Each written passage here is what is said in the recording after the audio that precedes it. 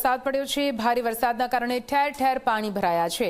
ખારીકુઈ વિસ્તાર, ઇન્દિરાનગરી વિસ્તારમાં પાણી ડ્રોન કેમેરામાં કેદ થયા છે।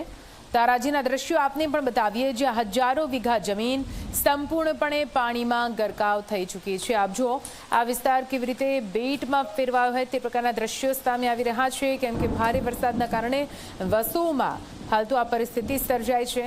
ગત દિવસોમાં 17 ઇંચ જેટલો વરસાદ વરસ્યો છે અને ખેડાના વસોમાં 17 ઇંચ વરસાદ બાદની પરિસ્થિતિ આપ જોઈ રહ્યા છો। તમામ વિસ્તાર પાણીમાં ગરકાવ, કોઈ પણ રસ્તો જોઈ શકાય તે રીતે અને જનજીવન પણ સંપૂર્ણપણે અહીંયા ઠપ્પ થઈ ચૂક્યું છે। પૂરની આ પરિસ્થિતિમાં અહીંના લોકો, સ્થાનિકો હેરાન પરેશાન થઈ રહ્યા છે।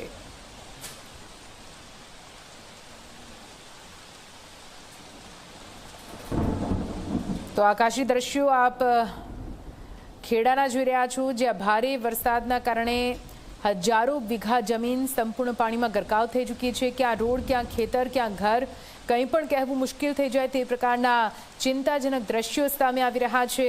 વરસાદ હાલ થોડો રોકાયો છે, પરંતુ પાણી હજુ ઓસર્યા નથી। આ વરસાદી પાણીથી આખરે ક્યારે છુટકારો મળશે તે સવાલ અહીંના સ્થાનિકો પૂછી રહ્યા છે। જોકે ખારીકોઈ વિસ્તારથી લઈને ઇન્દિરાનગરી આ તમામ વિસ્તારો પાણીમાં ગરકાવ।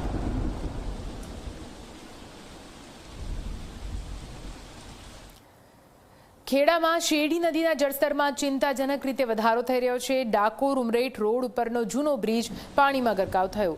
ભવન્સ કોલેજમાં પણ પાણી ઘૂસ્યા। નીચાણના ગામોમાં શેરડી નદીમાં પાણી ફરી વળતા ચિંતા વ્યથિત થઈ છે। ડાકોર, ઠાસરા સહિતના ઉપરવાસના વિસ્તારમાં મુશળધાર વરસાદ વરસી રહ્યો છે અને તેના કારણે હાલ તો આ પરિસ્થિતિ સર્જાઈ છે। આપ જુઓ જૂનો બ્રિજ કેવી રીતે પાણીમાં ગરકાવ થઈ ચૂક્યો છે। ભવન્સ કોલેજમાં પણ પાણી ઘૂસી ગયા છે અને તેના કારણે પારાવાર મુશ્કેલી અહીંના લોકોને પડી રહી છે। તો ખેડામાં જ્યાં ભારે વરસાદ વરસ્યો અને તે બાદ આ પરિસ્થિતિ જળબંબાકારના દ્રશ્યો સામે આવી રહ્યા છે। ભવન્સ કોલેજમાં પણ વરસાદી પાણી ઘૂસ્યું છે। શેરડી નદીના જળસ્તરમાં ચિંતાજનક રીતે વધારો થયો છે। ખેડા જિલ્લાના વસોમાં મેઘ તાંડવથી તારાજીના દ્રશ્યો સામે આવ્યા। 17 ઇંચ વરસાદ અને તેના કારણે વસોનું બજાર જળમગ્ન બન્યું। વસોના મુખ્ય બજારમાં કમરસમાં પાણી ભરાઈ ગયા છે। દુકાનોમાં પાણી ભરાઈ જતા સામાન પલળી ગયો। વહીવટીતંત્રએ મુલાકાત ન કરતા લોકોમાં પણ આક્રોશ સામે આવ્યો છે। ગામની બજારમાં 20 વર્ષ બાદ વરસાદી પાણી ભરાયા।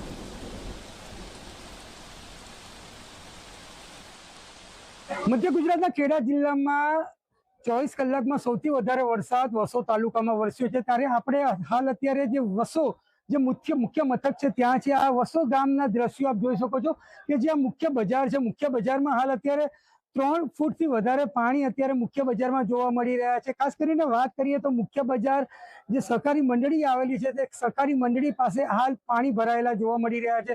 જે દુકાનો છે તે દુકાનોની જે શટરો છે તે શટરો પણ પાણીમાં હાલ અત્યારે ગરકાવ જોવા મળી રહ્યા છે। ખાસ કરીને જો વાત કરીએ તો 24 કલાકમાં 17 ઇંચ જેટલો વરસાદ આ વસો ગામમાં પડી ચૂક્યો છે અને હાલ પણ હજુ પણ જે આગાહી છે હવામાન ખાતા દ્વારા આગામી 24 કલાકની, તો જોવા જઈએ તો આ જે મુખ્ય રસ્તો છે તે મુખ્ય રસ્તામાં હાલ અત્યારે જે જળભરાવની સ્થિતિ હાલ જોવા મળી રહી છે।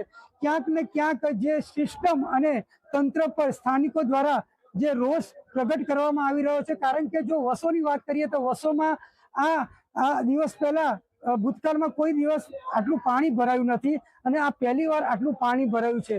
તેને લઈ અને સ્થાનિકોમાં પણ સ્થાનિક પ્રશાસન અને વહીવટી તંત્ર પર રોષ જોવા મળી રહ્યો છે। નચિકેત મહેતા, ઝી 24 કલાક, ખેડા।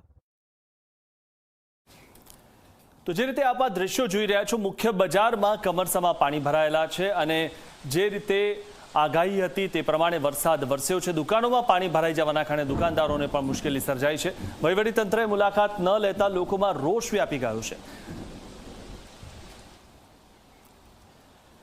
તો ખેડાના વસોમાં 24 કલાકમાં 17 ઇંચ વરસાદ થયો અને બજારો, દુકાનો અને ઘરોમાં પાણી થઈ ગયું। મુખ્ય બજારમાં પાણી ભરાતા લોકોને હાલાકી થઈ છે। કાછિયા પટેલની પોળ ઇન્દિરાનગરીમાં જળબંબાકાર થયો છે। તો પાણી ભરાઈ જવાના કારણે તંત્ર સામે લોકોમાં આક્રોશ જોવા મળી રહ્યો છે। કારણ કે સૌથી મહત્વની વાત એ છે કે તંત્રના અધિકારીઓ સમયસર ન પહોંચે, લોકોની વહારે ન આવે ત્યારે લોકો આક્રોશિત થઈ ઉઠતા હોય છે।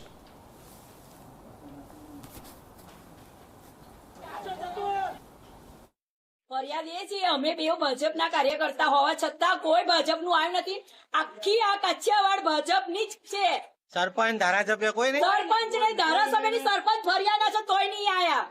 ફરિયાના સરપંચ છે પાછળ જ રહે છે તોય નહીં આયા હજુ જોવા. 2 દિવસથી અહીંયા કમર સુધીની ઉપરનું પાણી છે અને કાલે તો મારા ઘરની આરો પાર આખી લાઈન વાળા ઘરની અંદર. છેલ્લા 70 વર્ષથી જે પાણી નથી આવ્યું એ પહેલી વાર આવ્યું છે.